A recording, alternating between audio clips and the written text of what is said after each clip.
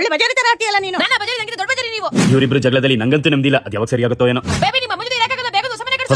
ಹೊಸ ಮನೆ ಕಟ್ಟಿಸಬೇಕಂದ್ರೆ ಸೈಡ್ ತರಬೇಕು. ನಮ್ಮಂತ ಮಿಡಲ್ ಕ್ಲಾಸ್ ಜನರು ಸೈಡ್ ತಳಕಾತೆ. ಇವಾಗ ಏನು ಕಡಿಮೆ ರೇಟಿಗೆ ಸೈಟ್ ಬೇಕಾಗಿತ್ತು, ಬಾ ನಾನು ಕರ್ಕೊಂಡು ಹೋಗ್ತೀನಿ.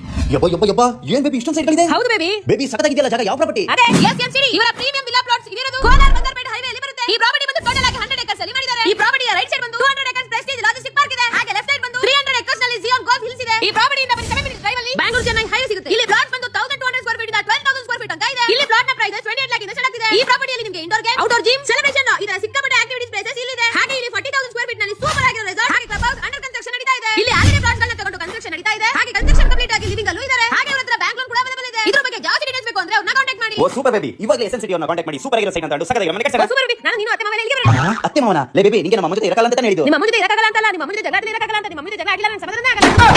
ಮಗ ನೋಡ್ಯಾ, ಇವಾಗ ಸೈಟ್ ಬುಕ್ ಮಾಡು. ಓ ನನ್ನನ್ನು ಮತ್ತೆ ಬೇರೆ ಮಾಡ್ಕೊಡ್ತೀನಿ. ಇಂಥ ಜನ ಎಲ್ಲಿ ಸಿಕ್ಕ ನಿಮಗೆ? ಹೊಡಿರಿ ಚಪ್ಪಾಳೆ.